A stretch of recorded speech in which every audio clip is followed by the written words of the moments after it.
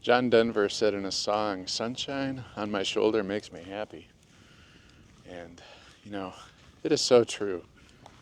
How can you get out in this beautiful weather and walk around with the sunshine feeling so warm and refreshing and not just smile?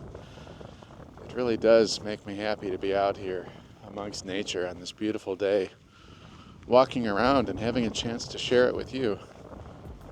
So I actually haven't been doing macro photography for that long, but I've really fallen in love with it. But I still consider myself a beginner. And I think, sometimes that gives a benefit because you might not know, all the rules or have everything ingrained that other people tell you to do. And you can have fun and experiment and try different things. One thing to always keep in mind is always have a beginner's mindset. I mean, keep learning from your mistakes, gain experience, and improve. But at the same time, don't forget that sometimes you got to look at things in a different way, try different things, and have that beginner's mindset.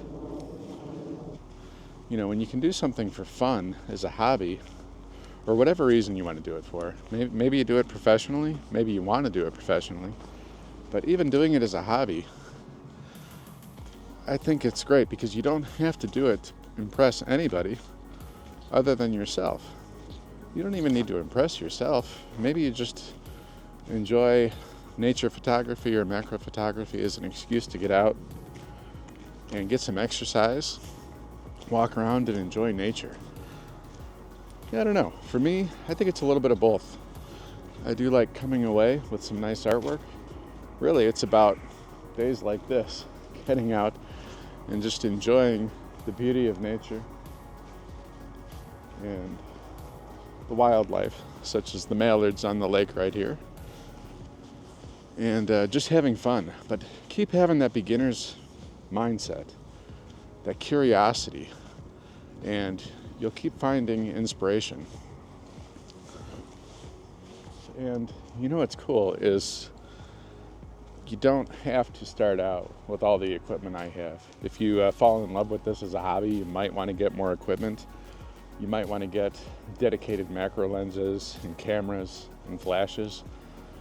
But you can start out with your phone, or many cameras have like a close-up mode. You can start out with that and see if you enjoy it. Additionally, if you have a smartphone, you can get these cheap little moment lenses, for example. You can just clip it onto your phone and you can get some pretty decent macro shots, actually some very nice macro shots with your phone. So, you can even try it out and see if you like it. Let me tell you what I like about it, aside from it being a creative outlet and getting out to nature. I like that it forces me to slow down and notice things I never noticed before. And it's almost like hunting. You can be out like on this trail, and maybe you're on this trail and you say, "Oh, I've walked on this trail 100 times. Nothing exciting to photograph here," especially in the dead of winter when everything is dead and barren like this, right? But you go out and you try doing macro photography, and like I did recently in this last video that I shared, I spent almost an hour next to one tree, and not only just photographing this one tree, but one small junction of two branches on the tree where there was some interesting bark and moss and fungus, just testing out, playing with the beginner mindset, seeing what I could get. I can tell you right now, before I picked up macro photography, I would have never done that. I would have never stood in one spot in the middle of nature and appreciated the beauty of something, practically underfoot. So, yes, this photography hobby or macro hobby, it is an excuse to get out and create. It is an artistic outlet, but it's also opened up just my mind to the immense beauty that is all around us. And you don't have to travel far to witness it. I don't do only macro photography. This video here, I was trying my hand at street photography, and I enjoy that too, because that's also just another excuse to get out and notice your surroundings, notice interactions and people and shapes and light and objects and compositions that you would not notice normally. It's interesting, I used to commute into work downtown Chicago from the suburbs, and I would take the train every day. I would get off the train, walk down the same 2 blocks every day to a building for a couple years. At the end of the day, leave, walk back to the train, and go back home.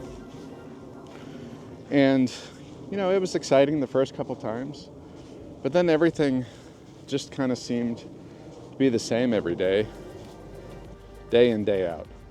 Around that time, I took up photography. I hadn't started macro photography yet. But that same 2-block strip that I walked down every day, I found when I had a camera with me, I slowed down and I started noticing things that I never noticed before. Interactions between people that know each other or strangers, or, you know, scenes that would unfold, and you realize it's not the same thing every day. It's actually different. Maybe one day there's an accident or something bad happens. One day there's extreme beauty that you just never notice in the interactions between people. Actions of kindness, strangers helping each other, the interplay of light and shadow on buildings. Just the same 2 blocks every day of the year can actually look drastically different in the city because of the interplay of light, the different times of the seasons, whatever the weather is, and the time of day. What time is sunrise? What time is sunset? Is it overcast? And when you get out with a camera and force yourself to slow down and look for compositions, you're going to see that it's not the same thing every day. And what is seemingly mundane, day in and day out, takes on, I don't know, something amazing and hard for me to put into words. Just start somewhere, get out and take some pictures, see if you enjoy it. And then, you know, if you enjoy it, get the equipment that best suits the type of photography that you want to do the most. But if you're a hobbyist and you are just generally beginning, I recommend get something that's versatile and don't limit yourself. I love macro photography, but just as much I like nature, wildlife, and street photography. So I got a camera that allows me to change lenses and do different things with it. So I can do close-up street photography if I want, or macro photography, or I can put on a lens and zoom way out with the telephoto and do bird photography if I want to, or wildlife or nature. I have a camera that's weatherproof, so I don't have to worry about being out in the bad elements and the bad conditions and getting photos in the rain, like I did in this video up here, where I was out trying to shoot macro photography in a rainstorm. And I had never done that before, this video. And I realized that opened up all sorts of creative possibilities that I never even considered.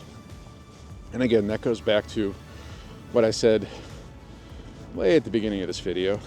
Go out with the mindset of a beginner. Even if you've been doing it for a while, keep that curiosity going. And this hobby or profession will serve you well and allow you to be creative and focused and just get out and enjoy nature and beauty. So I'm going to wrap up here. Thank you everybody for joining me. My name is Brian. This is Be Mad Photo. Please like this video if you can. It really does mean a lot and it helps the channel. And also subscribe. I'll have more videos soon about macro and street photography, videography, and also just walking around and sharing my thoughts with you, taking you along on this adventure of life. So peace out everybody. Thank you for watching and we'll see you next time.